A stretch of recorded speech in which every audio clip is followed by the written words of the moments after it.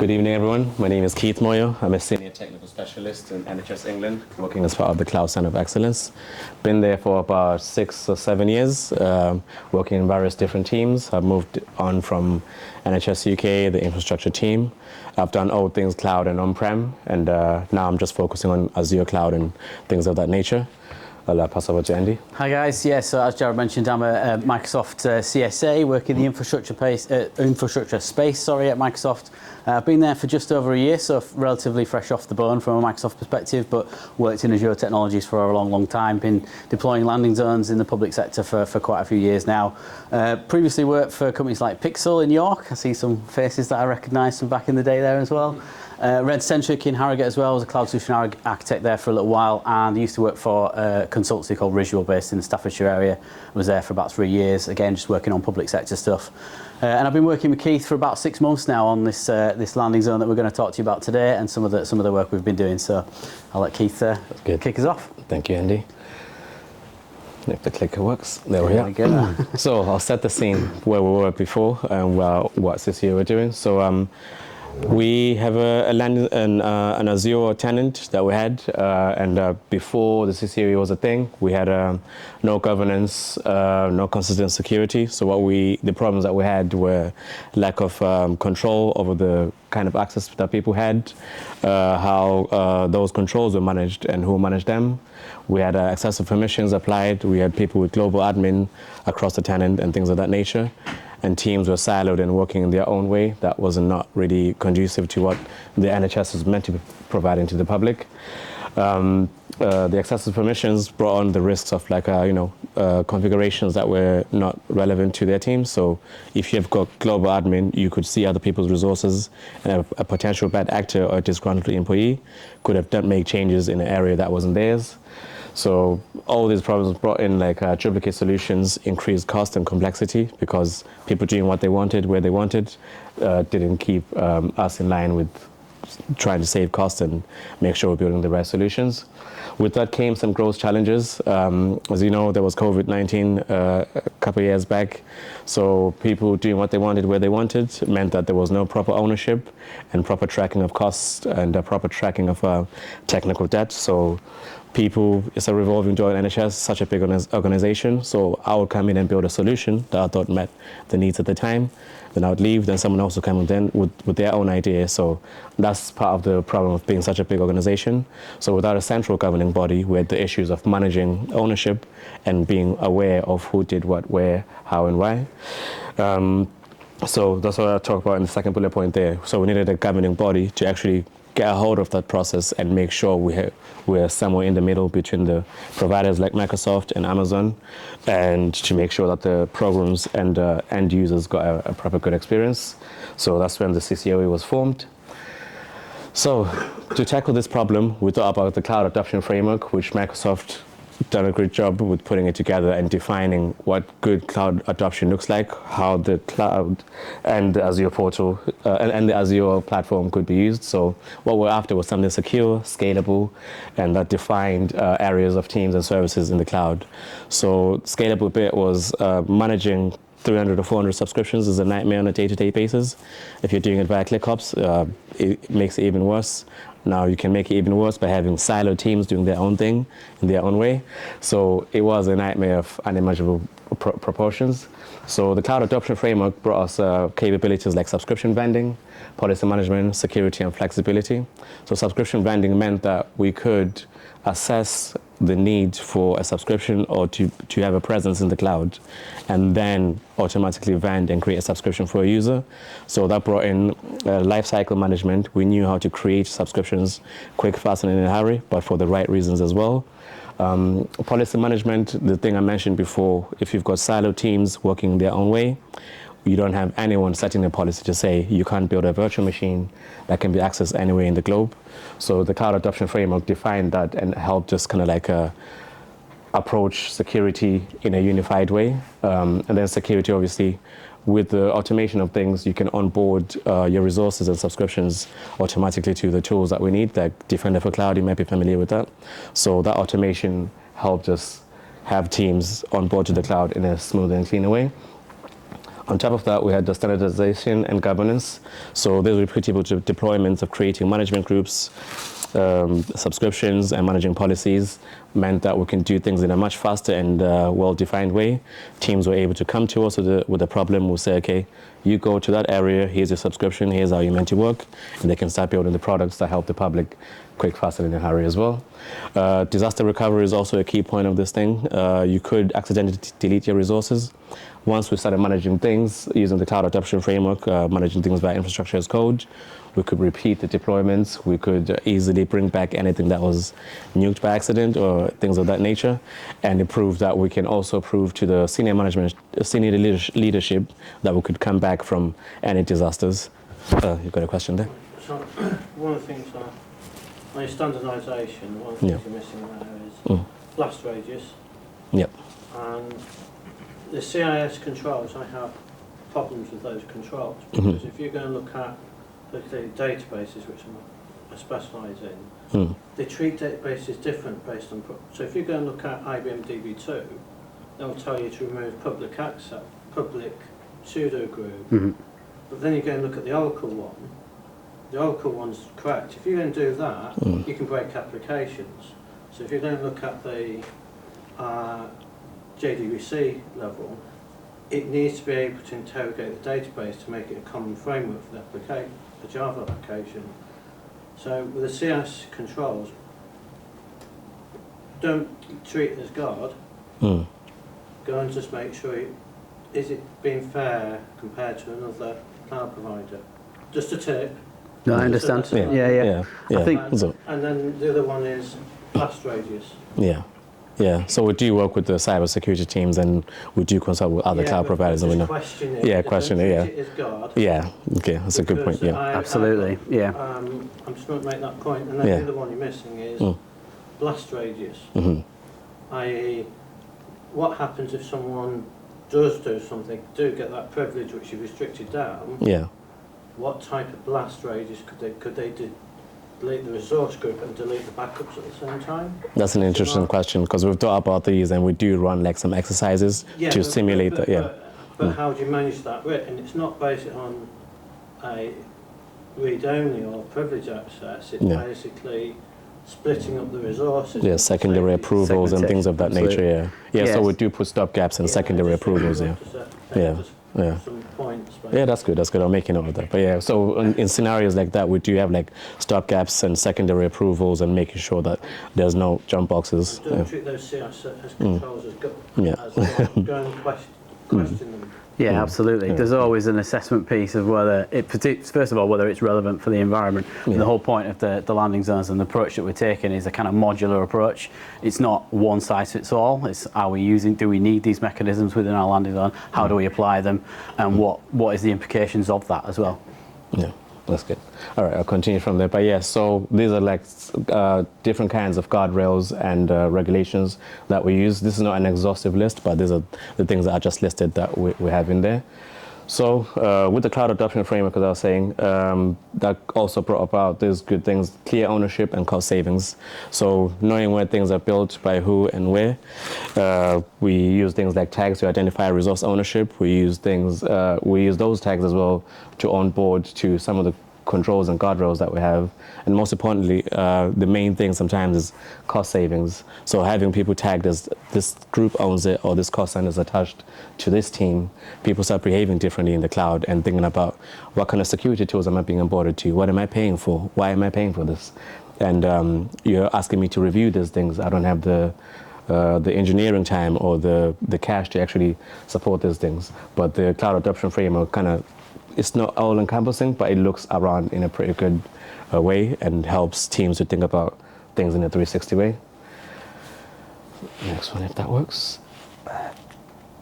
So, okay, yeah. So then versus now. So where we were, on the left here, we had a very deep structure of management groups. Think of a management group as your folder and your subscription as your file in there. So the subscriptions is where the users actually build their resources and build those applications. The mistake that we made was to go too far deep in there, which meant that our policies and controls were much harder to control and manage, and we had to start managing things at a management group by management group level. Essentially, what we tried to do was to replicate our organizational structure onto the Azure platform, which made no sense. We should just split things by environment or even like program group types. So we moved away from this kind of setup. We're kind of halfway in the middle here, and that's where we're still using ESCAF. And in collaboration with Microsoft, we kind of worked out a better way, firstly by using AVM, but again by modifying how we actually approach that to give teams their own spaces. As you mentioned, like not treating one guardrail as the ultimate one, but giving people the spaces to choose, to pick and choose what's relevant for them. I'll let Andy expand a bit on that to talk more. Yeah, so what we tried to do, and it's not just me at Microsoft, we tried to use people like Jared and the Verified Modules team to help us come up with a design that would work for the NHS, which has lots of different sections within NHS England. So the ultimate aim really is for us to have basically this sort of salmon pink bit here, and just have one landing zone for the Cloud Centre of Excellence where people vend application landing zones. Within that, they have a subscription or subscriptions where they can deploy their workloads. They take advantage of the platform features that we've got as part of the landing zone, so the centralized connectivity resources, the security resources as part of that, the management infrastructure that we put in place as well. But we realised quite quickly that that would work for some parts of the NHS, but it wouldn't work for all of it. So NHS UK is the example on the sort of right-hand side here. We had to basically, in order for them to, because they already have an IT team, they already have a team with a landing zone already in their own tenant, they have their own policies and approach. However, we have policies in the new strategic tenant which are mandated from government. They're mandated by senior leadership at NHS England, so we have to have them applied. NHS UK have been told exactly the same thing. They have to have them applied, and the only way for us to really guarantee that is to have everything under the same tenant. So in order to kind of come up with a bit of a middle ground, a bit of a flexible kind of giving them the sort of flexibility to be able to deploy their own landing zone and still manage their own landing zone, but still having that level of control. So we basically vend them a management group that they use as their route management group, which sits just under the NHS England one. You can't see it, but it does say NHS England in that box there. And they can then sort of manage their own landing zone. They can build their own connectivity hub if they want to, but they still have to do all that within the sort of mandatory guardrails that we put on at the top level. Ultimately, the end game is for us to have everybody in this area here, but we realised quite quickly we couldn't just leap straight into that. We have to provide some stepping stones. We have to provide a sort of way in and encourage teams to sort of take up the sort of benefit of the additional security and reliability that we're trying to push on them from the central tenant there. That's good. Cheers, Andy. It just lags a little bit. To wave it a bit. Yeah. Shall I press it? Oh, there we go. We got it. Yeah, I've gone back a step. Apologies. Getting closer. Okay, I might have to do this manually. There we go. It's gone off. Oh, here we are. Cool. All right. It. So this slide is all about winning hearts and minds, and what CCOE does, and what we try and provide to our end users, and what we try and get from our providers. So, got a screenshot here which will make more sense in the next slide, but essentially it's highlighting what CCOE does. Within our small team, we look at FinOps, security, guardrails, engagement, cloud consultancy, platform services, the whole lot basically. Essentially, we're meant to be a team that you can pick up and drop off into any given trust and kind of give them the support that they need to actually go straight into the cloud the right way. And as I said, we cover both clouds, but essentially we're like the buffer between the program and the end users and the actual providers. Essentially, we provide a service that allows teams to realize cost savings by having discounts applied already on there, having people like Andy and Jared be available as and when needed for consultancy, and we also want to empower ourselves as a team to be able to do those things. So another thing that we try and provide is we optimize the flow, making sure that we can be rapid in our deployments and in our responses, and thinking up of solutions to give the end users and people who are building solutions to make the NHS a better service. Repeatable deployments, as I mentioned, rapidly being able to create spaces where developers can create their programs and run their code in safe areas, fast responses to incidents and industry changes. So if you can think, we've got a security team that would say, there's a CV that's been released this morning, you need to make a change right now. With the control that we have on the landing zone, we can put that control at the very top, make sure it feeds down immediately, and there's someone to say, we've done this change on behalf of the cyber team, and the downstream teams don't have to think about it because they're covered and they know that the CCO is in there. We also try and enforce and encourage teams to go about doing their things according to the engineering best practices. Infrastructure as code, version control, and things of that nature. As you know, NHS is old and a very important organization, so some teams are way in the past, some are doing things that are so great. We even learn from them. Even Microsoft has had some good lessons from them. So we're working to learn ourselves, but also leading from the front by showing the teams that here's what we've learned, here's how we're implementing it, and here's how we're helping you deliver your services. And then recently there's been a cultural shift. I say recently, but like, as the time goes by, you hear about great hacks, the pandemic, and new technology being released. So we're trying to use the best and latest technology that we can, AI where we can. But the biggest lesson really was from the pandemic, where we saw a rapid deployment of resources to respond to what was happening all over the world. As I said, there was like the unmanaged growth, but we've managed to learn from that and say, here's how you quickly scale things up and deliver to teams what they're requesting at a fast pace, but also how do you scale back and manage the expansion and make sure that the CCOE doesn't get overloaded and things of that nature. And it's all about winning people's hearts and minds and making sure they buy into the idea, and then you sell to them what they have. I'll let Andy cover the bottom of the slide there. Yeah, so obviously, one of the things that we had to do with COVID, and Microsoft had a responsibility to help the NHS and help NHS England particularly with delivering services very, very quickly. Speed was the main priority. Getting AVD is a prime example. Suddenly lots of people needed to work from home and needed an AVD platform to do that in some cases. So a lot of people invested a lot of time in working with AVD and deploying that across the board. Microsoft worked with NHS England to kind of deliver those things, and as I say, speed was the main sort of driving force there, which meant that we had the services being deployed in tenants that were kind of spread across NHS England rather than the sort of new strategic tenant which we're aiming towards, which left a lot of legacy technology with the incorrect security controls, incorrect cost management and governance things in place on top of that, which presents a number of challenges. And part of the sort of migration work that we're doing at the minute to move these services across to this strategic tenant will first of all clean up a lot of the old technology that's left lying around where the demand has kind of fizzled out for that now as everything's kind of gradually returning back to normal to a certain extent. So there's lots of legacy technology to clean up there, which doesn't have the right sort of governance and lifecycle management on it. So part of this work is you're moving across, enforcing those policies and those new sort of cultural shift, as Keith was saying, really. And it's not just a technical conversation. It's, how do we get organisations to understand the benefits of that right across the organisation? It's not just the technical teams who need to understand that. So it's, how do we win hearts and minds, and ultimately providing a more secure, a more reliable environment that people can use without it sort of interrupting their day and without having performance issues or security issues, those kind of things. It's a relatively easy argument. It's just the enormity of the task is still before us, unfortunately. But we're starting to get that sort of shift now. People are buying into the idea of this, so we're making good progress. That's right. Get closer. Shall I try it? Apologies. Which one is so it? You're closer as the right one. Yeah. Okay. So earlier I showed you the layer 2 of how the CCOE is structured, but essentially, as I said, it's a sandwich and we're right in the middle of it. Microsoft in layer 1, and then layer 3 is the programs and directories themselves. So we try and take on most of the work where possible, as far as like making sure that the platform is doing the right thing, the platform services are negotiated at the right space, and we're thinking about compliance and security in the right way. We don't do this like in a vacuum, but we work with we're surrounded by cyber operation teams. We work with IG, internal governance. We work with the developers themselves. We've got engineering boards that think about this sort of things. So we just sit in the middle, take notes, and make sure we understand what the users want at the end and understand what the providers themselves can do and they cannot do for us. And this gives like this layer 3, the programs and directorates, collective bargaining power.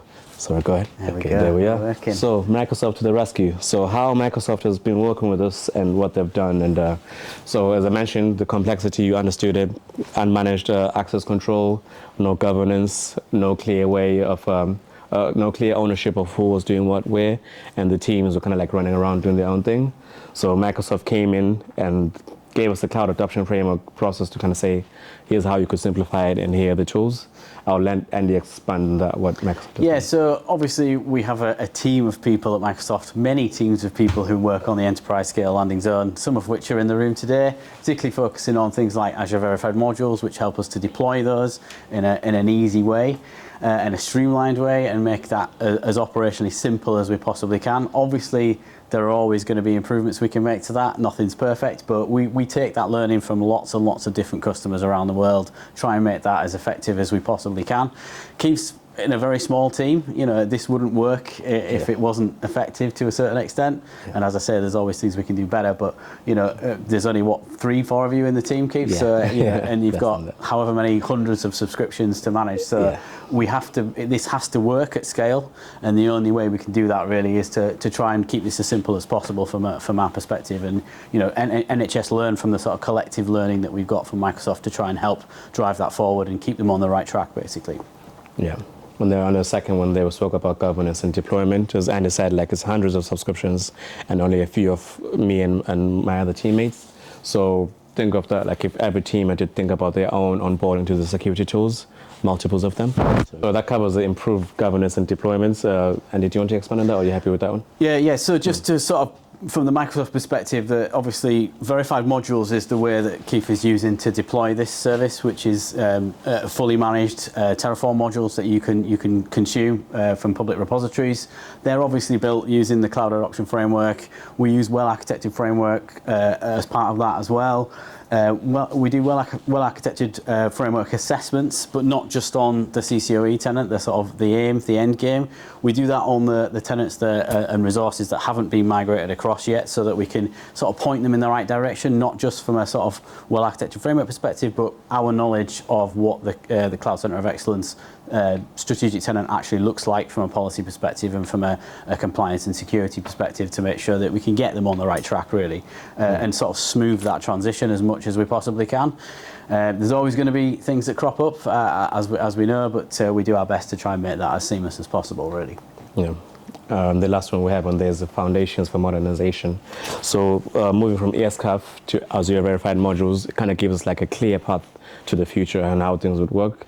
The Verified Modules team, they've got clear ownership of these modules, and you know who you can get in contact with. But most importantly, they've shared like a public portal where you can raise these kind of issues and see how things are working. So you're concerned about understanding what implications things could have on a smaller scale.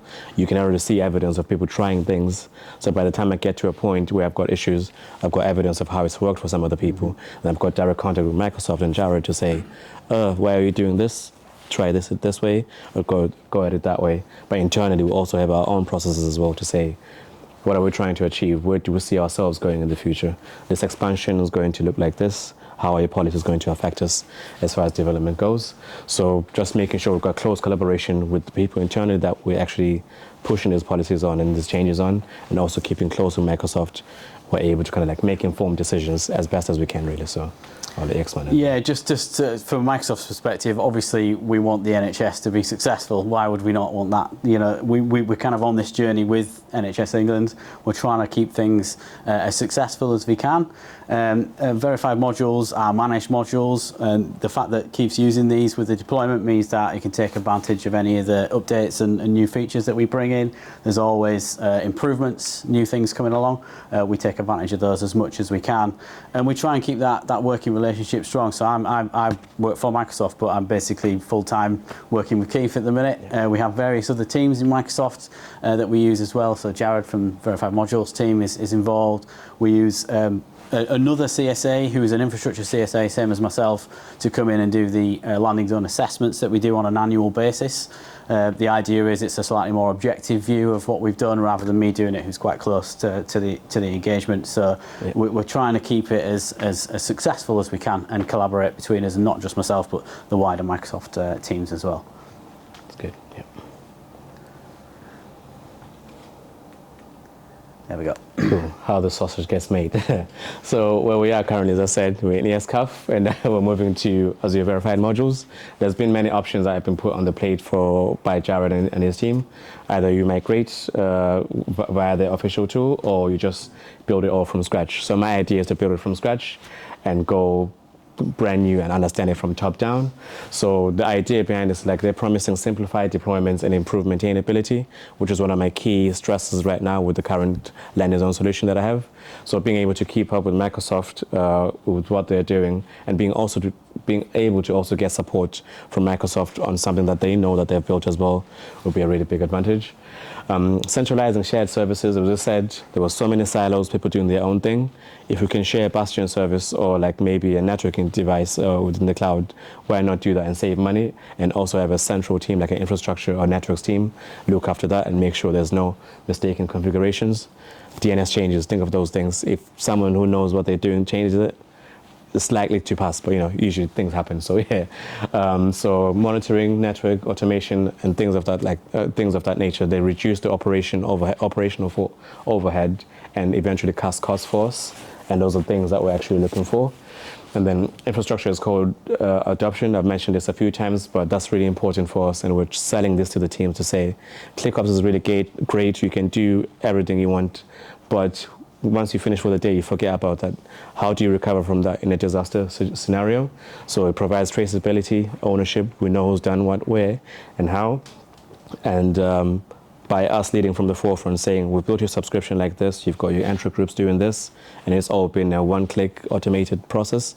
Teams get curious and want to learn more about that. And that's one of our main pushes that we're trying to take to the future. Future-ready cloud environment. As I said, imagine 300 to 500 subscriptions. How do you scale that up to 1,000? Things keep getting built. So we need to find a way to not give myself too much stress, but also to be able to say, we've got 10 teams, how can I support 10 more? And do we have a process to actually make that work in a nice and clean way? And that's it on that one.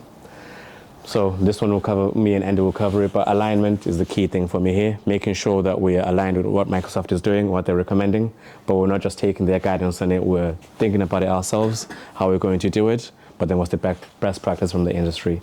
And I'll let Andy expand on the next one. Yeah, so trying to keep aligned, it's this relationship building between ourselves and NHS England really.